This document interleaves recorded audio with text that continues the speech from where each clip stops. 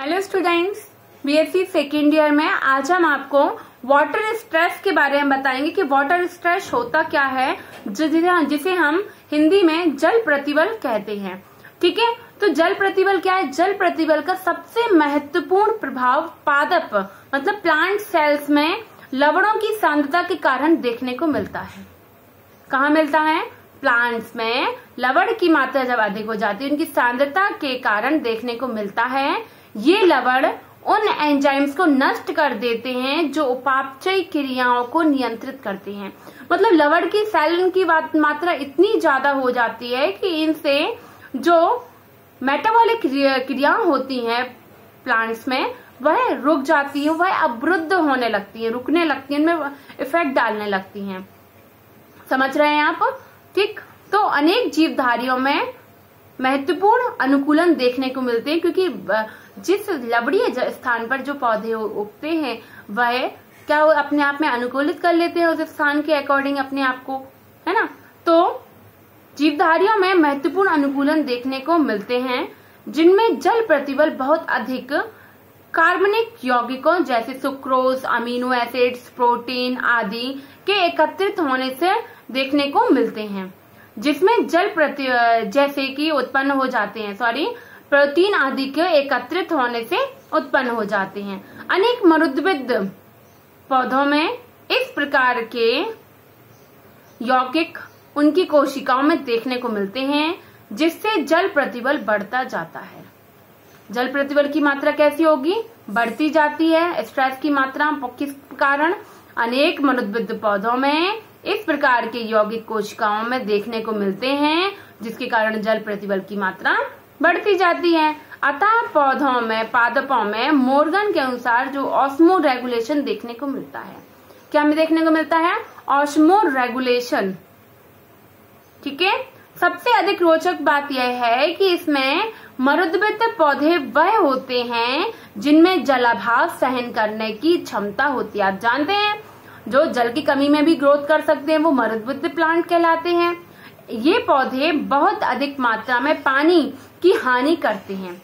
ठीक है, जिसके कारण इनके जीवद्रव में ऋणात्मक जल विभव उत्पन्न हो जाता है, किंतु इन पौधों की मृत्यु नहीं होती है।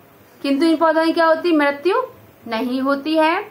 ये पौधे सत्य मरुद्भिद या यूजीरोफाइट्स कहलाते हैं, जिनमें कड़ेपन का लक्षण पाया जाता है।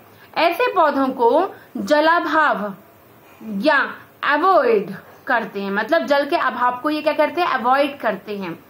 ठीक है, तो पारिस्थितिकी के में बहुत महत्वपूर्ण माने जाते हैं। ड्रॉट सूखा पड़ने के समय के अनेक लक्षण जैसे छोटी पत्तियां, सनकिन स्टोमेटास, ड्रॉट एंड्योर्स में भी पाए जाते हैं। आप सभी मरुद्भिद पौधों के बारे में बहुत अच्छे से जानते हैं कि इन पौधों में जल की मतलब जब वाटर होता है तो इसको बहुत जल्दी एब्जॉर्ब करके काफी लॉन्ग टाइम तक जल को एब्जॉर्ब किए रहते हैं अपने अंदर। ठीक है, जिससे जल की कमी होगी तब वह अपने आप को रेगुलेट करते रहेंगे। ठीक है, नियमित करते रहेंगे। ड्रॉट टॉलरेंट कहलाते हैं। ऐसे जल अभाव की कमी वाले पौधों को क्या कहते हैं? Drought tolerant. ठीक है, कहलाते हैं। कुछ यूजीरोफाइट्स के जल अभाव सहन करने की क्षमता सैद्धांतिक रूप से होती है। नॉर्थ एवं साउथ अमेरिका की मरुस्थलीय झाड़ी लेरिया डाइवेटिका की पत्तियों की मृत्यु होने से पूर्व अपने वजन में 30% कमी प्रदर्शित करती हैं। मतलब डेथ से पूर्व। ठीक है, वो प्लांट डेथ से पूर्व अपने वजन से 30% कमी प्रदर्शित करती हैं। कुछ यूजीरोफाइट्स ऐसे प्लांट भी कहलाते हैं जो पॉलीकोहाइड्रिक कहलाते हैं, जैसे मोसेस, फर्न आपने पढ़ा हुआ आपके सिलेबस में है, जिसका मॉस भी आपने वही जिसे हम कहते हैं, जिनका संबंध हम प्राय नम वातावरण में देखते हैं। ये पौधे विशिष्ट प्रकार का गुण रखते हैं जिनमें ये शुष्क हो जाते हैं। क्या होते हैं? शुष्क हो जाते हैं और फिर कुछ समय के पश्चात उपापचय क्रियाओं के द्वारा जल ग्रहण करके सक्रिय हो जाते हैं, और मेटाबॉलिक जो क्रियाएं होती हैं उसमें ये जल को ग्रहण करते हैं। ठीक है, और ये एक्टिव हो जाते हैं, तुरंत सक्रिय हो जाते हैं, क्योंकि इन पौधों में विशिष्ट लक्षण पाए जाते हैं कि अन्य पौधों में नहीं पाए जाते, जो कि अन्य पौधों में ये लक्षण नहीं पाए जाते। जैसे फ्लैजिनेला, आपके सिलेबस में है फ्लैजिनेला, लेपिडोफाइल, कुछ घास तथा पॉलीपोडियम, इजराइल, नेवल मरुस्थल के मरुस्थलीय पौधे पर महत्वपूर्ण कार्य किए गए हैं। क्लियर है? आपको समझ में आ रहा है ना? जल प्रतिबल, वाटर स्ट्रेस मतलब एक मेंटली स्ट्रेस। सपोज मान लीजिए कि व्यक्ति को भी एक स्ट्रेस होता है, हर व्यक्ति को एक स्ट्रेस होता है, तो उसी प्रकार से हमें किस चीज का, खाने पीने, भोजन, टेंशन, तो वैसे ही प्लांट को स्ट्रेस हो रहा है यहाँ, वो भी किस लिए, जल प्रतिबल की कमी के कारण, और वो अपने स्ट्रेस को यहाँ पर वाटर स्ट्रेस को बनाए रखने के लिए और उसके लिए इसमें कुछ अनुकूलित अवस्थाएं परिवर्तित होती रहती हैं, वह अपने ऊपर एक परिवर्तन लाते रहते हैं। तो अब हम बात करते हैं वही अनुकूलन की, कि कैसे अनुकूलित करते हैं वाटर स्ट्रेस में, मतलब हम कह सकते हैं एडेप्टेशन टू वाटर स्ट्रेस, जल प्रतिबल अनुकूलन। पादपों में जल प्रतिबल के लिए निम्नलिखित अनुकूलताएं पाई जाती हैं। पादपों के प्ररोह हिराशित होने लगते हैं, मतलब जो उसका तना है वो हिराशित होने लगेगा। पत्तियां एवं उनकी कोशिकाओं का आकार छोटा हो जाता है प्रतिबल के कारण, जिससे फलस्वरूप पत्तियों द्वारा वाष्पोत्सर्जन कम हो।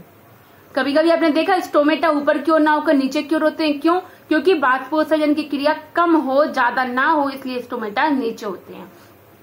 पत्तियों में रंध्र हिराशित होने लगते हैं और रंध्र धीरे धीरे क्लोज रहते हैं, हिराशित होने लगते हैं, धसे हुए पाए जाते हैं कि जल की एकदम से जल बाहर ट्रांसपायर वाष्पोत्सर्जन में ना चला जाए।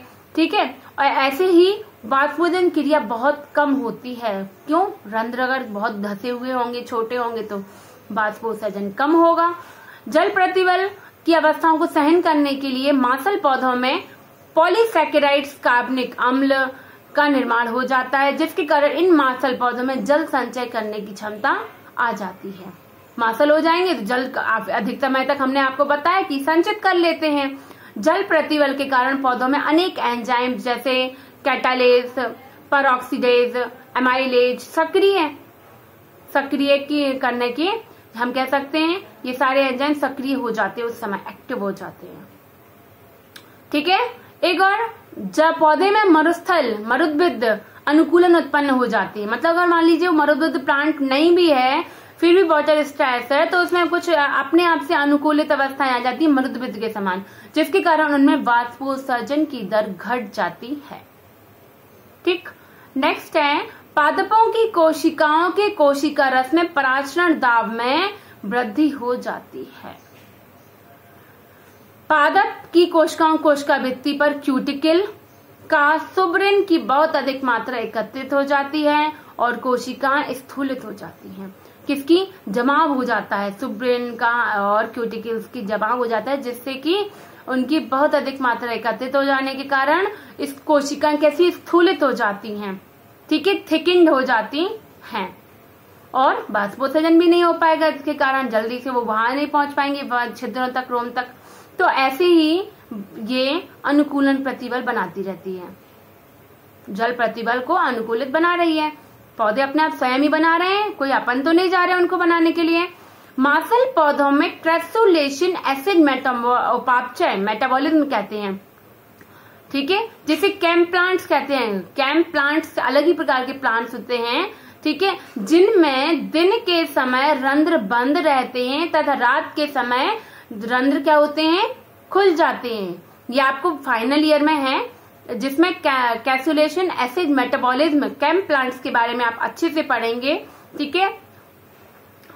अब बंद हो जाती है, इस मैंने इसमें क्या बताया कि रात के समय इसके स्टोमेटा ये ओपन रखते हैं और दिन के समय बंद रखते हैं, जिससे वाष्पोत्सर्जन ज्यादा ना हो सके, ठीक है। और रात के समय रंध्र खुल जाते हैं। रंध्रों की इस क्रिया के कारण पौधों में वाष्पोत्सर्जन द्वारा पानी की कम हानि होती है। तो इसी प्रकार से यहाँ पे मैंने जल प्रतिबल को आपको समझाया कि जल प्रतिबल का सबसे महत्वपूर्ण प्रभाव क्या है, प्लांट्स में देखा गया और पादप कोशिकाओं में लवणों की सांद्रता के कारण देखने को मिलता है। ये लवण उन एंजाइम्स को नष्ट कर देते हैं जो उपापचय क्रियाओं को नियंत्रित करते हैं, ठीक है। तो आई होप आपको क्लियर होगा। कि जल प्रतिबल क्या है, वाटर स्ट्रेस, और वाटर स्ट्रेस के लिए अनुकूलित बताया कि वो कैसे अनुकूलन अपने आप में बनाए रखती है। ठीक है, तो थैंक यू।